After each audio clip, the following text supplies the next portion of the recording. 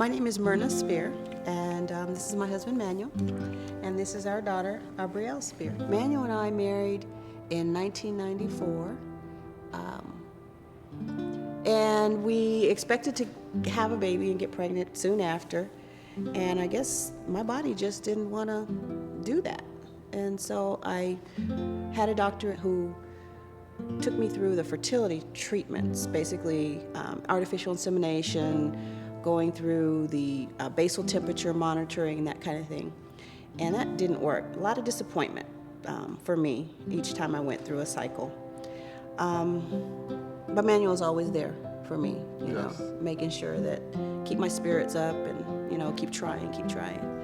Never give up. And we didn't. We changed doctors, and he suggested at that time that we try the in vitro process.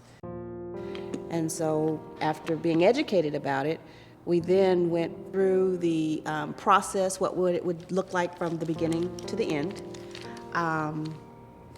And we were like, yeah, this is a go. Let's try this. What do we have to lose? You know, we thought about the cost involved, and you know, all through life you're gonna have costs. So if I could get a child out of it that I longed for, it was well worth it. They gave us a complete calendar, told me what injections I needed to do, suggested that I do acupuncture in the womb to bring blood to the uterus. So we did all of that. I remember the shots. Oh, you remember the shots? Yeah. How was that for you?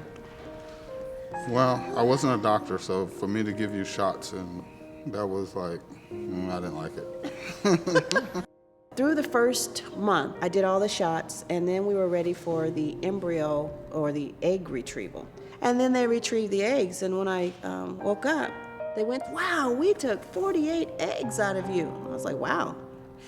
I didn't know if that was something grand or not. And then it was explained to me that many women have difficulty even with producing 6 or 7. So I was like, wow, my body has done something incredible. And so I was very happy.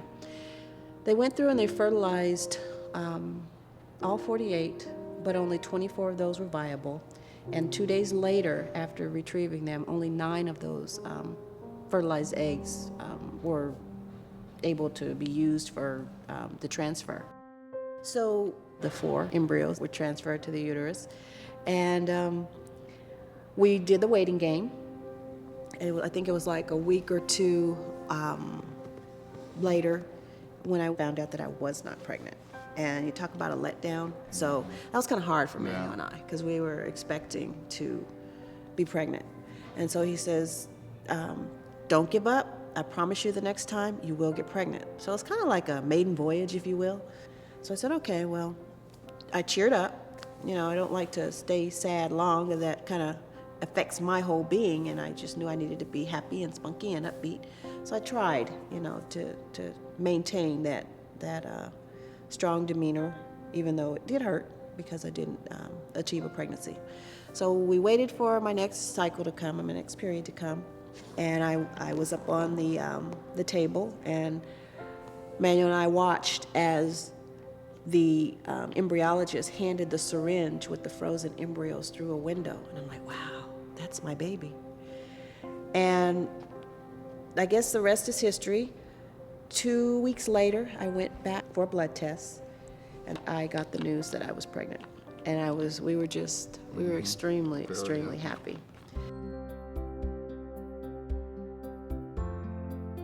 Well, the whole process was a good process. My advice would be, if a person is having a problem, that they should look into this and find what's helpful for them, and then go forward with it. I spent a long time doing the artificial insemination over and over, cycles and cycles. I probably did about 9, 10 of those cycles, and it didn't work. So I felt like I did lose some time. So I guess timing is important. Don't waste time. Can you sing Mary Had a Little Lamb? Mary had a little lamb, little lamb, little lamb. Mary had a little lamb, whose fleece was white as snow.